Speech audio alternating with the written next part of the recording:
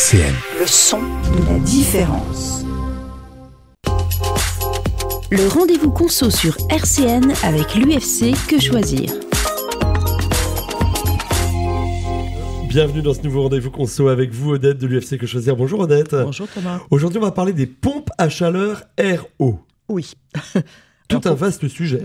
Tout à fait. Alors pourquoi on va parler ? Parce qu'elles ont le vent en poupe, parce qu'elles sont réputées économes en énergie. Donc c'est effectivement une solution de chauffage efficace, écologique, qui peut permettre de réduire sa consommation d'énergie en maintenant un confort thermique optimal dans le logement. Mais elles sont quand même tributaires du climat et de l'isolation de la maison, c'est-à-dire qu'on ne peut pas mettre des pompes à chaleur n'importe où. D'accord, on va en parler. Quel est le principe déjà d'une pompe à chaleur RO, pour bien comprendre ? Alors, la pompe à chaleur RO, donc, elle utilise les calories de l'air extérieur pour chauffer l'eau du logement, le chauffage par chauffage central ou eau chaude sanitaire. Elle peut aussi rafraîchir une pièce, mais pas la climatiser, c'est-à-dire qu'on n'arrivera pas à passer de 35 à 20 degrés, contrairement à une pompe à chaleur RR. D'accord. Elle peut réduire la facture de chauffage, mais l'efficacité est dépendante du climat, c'est peu adapté dans les zones très froides. Et enfin, la pompe à chaleur RO est éligible à des aides financières, par exemple MaPrimeRénov'. Il faut aussi savoir quand même qu'elle est bruyante, donc attention au bruit qui peut entraîner des querelles de voisinage. Il y a ce fameux ventilateur qui est dehors, c'est ça qui fait un peu de bruit. Tout à fait. Pourquoi choisir une pompe à chaleur RO, Odette ? Alors, faut la choisir pour son fonctionnement écologique et économe en énergie. Elle utilise de l'énergie thermique provenant de l'air, donc c'est gratuit, de l'eau ou de la terre pour chauffer et refroidir une maison ou un bâtiment. Et vous allez nous expliquer comment ça fonctionne un petit peu, cette pompe à chaleur. Donc, elle dispose d'un groupe extérieur composé d'un compresseur, d'un évaporateur et d'un condenseur. Alors, que font ces trois choses ? On compte sur vous pour nous le dire. Tout à fait. Le compresseur comprime le gaz frigorigène qui se transforme en gaz chaud. D'accord. Le gaz chaud est ensuite détendu dans l'évaporateur où il absorbe les calories de l'air extérieur. Le gaz est ensuite condensé dans le condenseur où il restitue la chaleur à l'eau du circuit de chauffage. Voilà, donc c'est tout un système un peu en circuit fermé qui marche bien. C'est ça. L'eau est ensuite distribuée dans le logement par un réseau de radiateurs ou de planchers chauffants. En résumé, la pompe à chaleur RO utilise une source d'énergie renouvelable, l'air, pour produire de la chaleur ou de la fraîcheur. Elle a des émissions de gaz à effet de serre, non ? Alors, les émissions de gaz à effet de serre par rapport au système de chauffage, elles sont très réduites par rapport au gaz ou au fioul. Ouais, donc c'est un de ses avantages principaux. Pour l'environnement, c'est plutôt pas mal. Tout à fait. Il existe des pompes à chaleur RO, haute température ou basse température pour le chauffage. Laquelle il faut choisir ? Alors, la pompe à chaleur est souvent utilisée pour remplacer une chaudière gaz ou fioul. Donc, on avait un système de chauffage central avant. Elle permet de conserver les radiateurs déjà installés dans le logement. Donc, c'est un avantage. Ça, c'est plutôt bien. Ouais. On choisira donc une pompe à chaleur haute température si on dispose de radiateurs classiques en fonte ou en acier qu'on chauffe à 55. D'accord. Et une pompe à chaleur basse température pour chauffer un logement très bien isolé ou situé dans un climat chaud. Donc, le choix, c'est un professionnel qui va le faire. On ne décide pas comme ça. Oui, c'est pas nous qui disons en disant je veux une pompe à chaleur air chaude, RO. Est-ce que ça peut servir à autre chose qu'à chauffer la pompe à chaleur Alors, on peut s'en servir pour l'eau chaude sanitaire.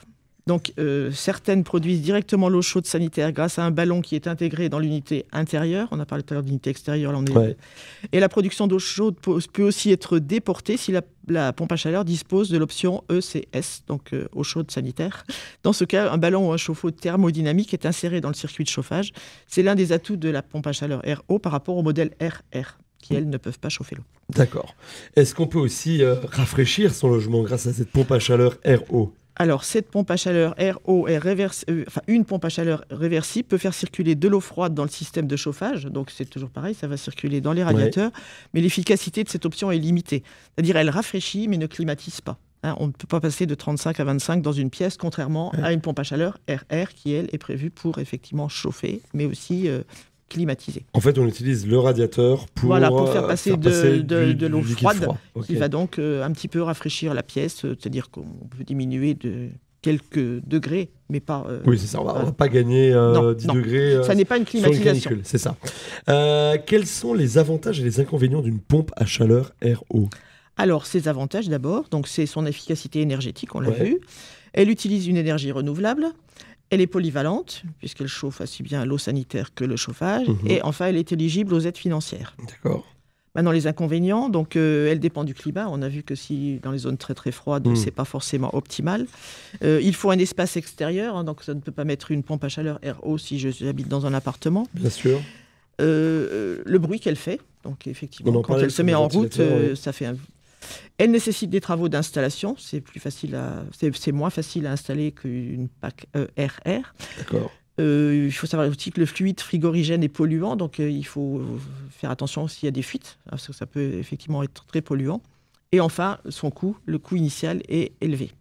Bon, on a fait le tour. Maintenant, comment choisir une pompe à chaleur qui soit silencieuse? Parce qu'on a bien vu que c'était l'un des inconvénients de cette pompe à chaleur RO. Voilà, et après on a des conflits de voisinage. Pour certaines, donc le bruit correspond au bruit d'un aspirateur, d'où des conflits de voisinage, parce qu'effectivement, quand on a un aspirateur qui tourne régulièrement, c'est pas agréable quand il est sous la fenêtre de la chambre, c'est en route la nuit. Bien sûr. D'où l'importance de bien choisir le lieu d'installation de l'unité extérieure et de s'assurer qu'elle est correctement installée pour éviter les vibrations, par exemple, parce qu'il peut y avoir des bruits en plus qui vont s'ajouter. Et enfin, on peut prévoir une isolation phonique de cette unité extérieure. Pour ce qui est des nuisances visuelles, donc on peut acheter en option des paravents qui s'adaptent sur certains produits. D'accord. On peut essayer de trouver des solutions, on va dire. Oui, et quand on habite dans un endroit, si on a un terrain, etc., on peut facilement trouver des solutions pour effectivement installer cette unité extérieure. Alors, je m'adresse à la professionnelle, à la technicienne. Pompe à chaleur monobloc ou bibloc? Alors, la pompe à chaleur monobloc, elle est composée d'une seule unité, généralement installée à l'extérieur du logement. Elle est généralement moins coûteuse et plus facile à installer car elle ne nécessite qu'un raccordement à l'alimentation électrique et à l'arrivée d'eau. Mais elle a un inconvénient, elle est généralement moins performante, la capacité de production d'eau chaude sanitaire est plus faible en particulier. Donc la PAC bibloc, pas PAC comme pompe à chaleur, ou appelée aussi split, est composée de 2 unités, donc on a dit une intérieure et une extérieure. Elle est généralement plus coûteuse et plus difficile à installer, mais elle permet plus de flexibilité en termes d'emplacement. C'est-à-dire que pour la partie intérieure, on peut choisir où on le met. Par contre, elle contient davantage de fluide frigorigène, donc en cas de fuite, attention à ce fluide qui est polluant. On comprendra que pour l'environnement, c'est le point négatif, le Tout à fait. Il faut faire attention effectivement aux fuites. Quelle puissance pour sa pompe à chaleur? Alors, une pompe à chaleur mal dimensionnée peut entraîner une surchauffe ou une sous-chauffe du logement, mais ce n'est pas le seul cas. Ça peut aussi avoir une diminution du rendement ou une usure prématurée des composants. D'où l'intérêt de faire appel à un professionnel qualifié qui prendra en compte tous les critères pour bien dimensionner la pompe à chaleur. Donc, il va tenir compte de la surface habitable du logement, de la qualité de l'isolation du logement, qui est indispensable. Là, on ne met pas de pompe à chaleur dans un logement non isolé, c'est une hérésie. Oui. Voilà. Du climat de la région. Et enfin, des besoins en eau chaude sanitaire. Si j'ai de gros besoins ou des besoins plus limités selon le nombre de personnes dans la maison. Bien sûr. Quelles sont les options des pompes à chaleur RO? J'imagine qu'il y en a. Alors, les pompes à chaleur, les options, donc elle peut être réversible pour rafraîchir en été, c'est pas forcément, donc on a bien dit, rafraîchir de quelques degrés. Il y en a certaines qui intègrent un appoint électrique pour fournir un chauffage supplémentaire en cas de température extérieure très basse. Donc là, il faut faire attention à la consommation électrique, effectivement, parce que elle fait souvent appel à l'appoint électrique. Ça veut dire qu'en fait, on chauffe autour de... C'est-à-dire que s'il n'y a pas suffisamment d'énergie, s'il fait très froid, elle ne suffit pas à chauffer. Donc, il peut y avoir un appoint électrique qui va permettre de chauffer plus l'eau. Elle peut être connectée à une application mobile qui permet de la contrôler et de la régler à distance. Et puis enfin, certaines permettent de définir des zones de confort indépendantes, par exemple une zone de jour qui est régulée automatiquement et une zone de nuit qui va être régulée en thermostat classique. C'est-à-dire que je peux chauffer plus la salle de séjour, la cuisine, etc. Et les chambres, avoir un thermostat classique qui va limiter la chauffe. Maintenant, parlons du prix. Oui. C'est quoi le budget d'achat et d'installation d'une pompe à chaleur RO? On a bien noté qu'on allait passer, il y a l'achat, c'est sûr, mais par une installation, par un professionnel. Tout à fait. Donc les prix varient fortement en fonction de la présence ou non de la production d'eau chaude sanitaire, c'est un plus, de la puissance et du coefficient de performance. Il faut compter entre 9 000 et 15 000 euros, installation comprise, pour un logement de 100 mètres carrés, soit une puissance de 10 kWh. Le prix de la pose peut varier du simple au triple, donc d'où l'intérêt de multiplier les devis. On considère qu'un tarif raisonnable pour la pose seulement va aussi entre 1 500 et 3 000 euros. On parle bien que de la pose, on ne parle pas de la pompe qui, on l'a dit, va de 9 000 à 15 000 euros. Tout à fait. Quelles sont les aides possibles? J'imagine qu'il y en a. Oui, il y en a. Donc, il y a plusieurs aides possibles. Effectivement, il y a MaPrimeRénov' qui peut aller jusqu'à 4 000 euros pour les ménages aux revenus très modestes. Les propriétaires de logements construits depuis plus de 15 ans ou depuis plus de 2 ans en cas de remplacement d'une chaudière à fioul, donc peuvent aussi bénéficier de MaPrimeRénov'. Les certificats d'économie d'énergie qui peuvent atteindre jusqu'à 400 euros. Le coup de pouce chauffage, donc c'est aussi une aide supplémentaire. L'éco-prêt taux zéro, plus éventuellement des aides locales. Donc, quand on envisage de poser une pompe à chaleur, il faut d'abord se renseigner auprès de sa mairie ou de sa communauté de communes ou d'un conseiller France Rénov'. On trouve les coordonnées sur Internet.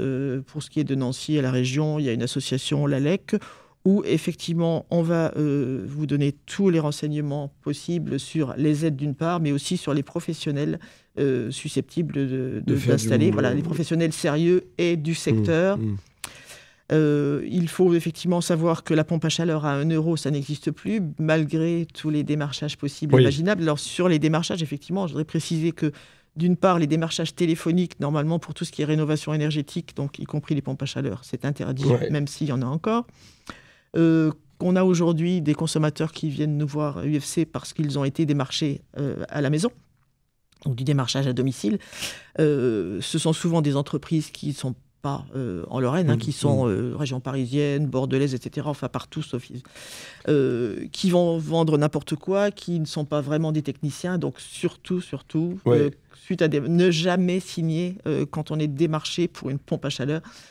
Quand c'est vraiment des travaux importants et qu'il faut faire en connaissance de cause. Et puis renseignez-vous, on le redit, auprès des partenaires qui ont l'habitude de savoir quels sont les bons fournisseurs. Exactement, et faire plusieurs, comme on a dit, plusieurs devis. C'est important. Une pompe à chaleur RO, finalement, est-ce que ça permet vraiment de réduire sa facture de chauffage?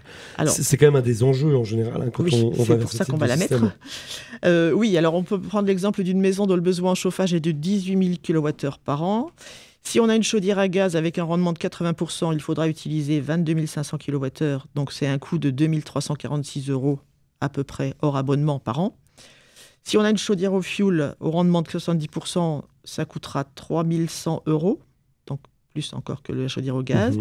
Et pour une pompe à chaleur bien choisie et bien installée, donc c'est d'où l'importance effectivement de ne pas faire les choses rapidement et n'importe comment, on comptera 1 131 € d'électricité. Donc c'est quand même effectivement économique. Alors, et j'insiste bien sur le bien choisi et bien installé, d'où l'importance du professionnel sérieux. Ça c'est vraiment important, on l'a bien noté. Alors il faut quand même préciser qu'effectivement les besoins en énergie varient d'un logement à un autre, donc faire appel à un chauffagiste sérieux pour évaluer vraiment vos besoins, qui viendra chez vous, qui regardera votre maison, comment elle est, quelle est l'isolation qu'il y a, etc. Important.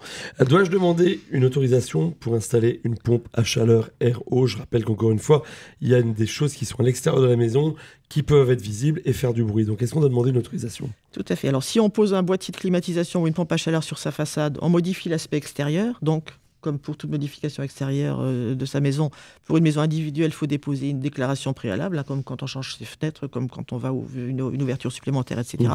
Donc, déclaration préalable de travaux auprès de la mairie. Si on habite en copropriété, l'installation doit être approuvée lors d'un vote en assemblée générale de copropriété. C'est-à-dire que ça doit être autorisé aussi, puisque ça va causer aussi peut-être des nuisances ou autres. Donc il faut que tous les copropriétaires soient d'accord. Vous avez quelques conseils à nous donner ? Alors effectivement, des conseils pour tous les travaux de rénovation énergétique, que ce soit l'isolation, le changement de chauffage. Donc je le redis, consultez un conseiller France Rénov' avant toute démarche. Vous pouvez bénéficier donc d'une part des conseils et aussi des aides. Peut-être une petite précision, il y aura bientôt sur Nancy le salon de l'habitat. Alors être très méfiant, ne jamais signer sur un stand salon, d'une foire ou d'un salon. C'est vraiment un projet qui se pense à l'avance, qui s'étudie. Il faut consulter le plus de monde possible et surtout ne pas s'engager, ne pas se laisser embobiner entre guillemets par de bons vendeurs, parce que malheureusement les personnes qui font des démarchages sont de très bons vendeurs, mais ils vendraient n'importe quoi. Bien sûr. Voilà. Merci beaucoup Odette pour tous ces conseils. Évidemment, on peut vous retrouver à l'UFC Que Choisir pour tout autre conseil ou besoin d'accompagnement. Tout à fait, donc ou tout litige, parce qu'effectivement des litiges pompe à chaleur, on en a beaucoup, que ce soit sur le fonctionnement, que ce soit sur les aides qui n'ont pas été données, etc. C'est vraiment, on doit avoir à peu près actuellement une douzaine de dossiers en cours. Donc on nous retrouve effectivement via notre site internet nancy.ufcquechoisir.fr ou en téléphonant, on peut prendre rendez-vous ou poser ses questions via internet. Sinon, vous voulez réécouter l'ensemble de cette chronique qui parle des pompes à chaleur RO, vous pouvez le faire sur le site internet aussi, www.rcn-radio.org. Et moi, je vous remercie, Odette, pour tous ces renseignements. On se retrouve la semaine prochaine pour un nouveau rendez-vous conso. Tout à fait. RCN, www.rcn-radio.org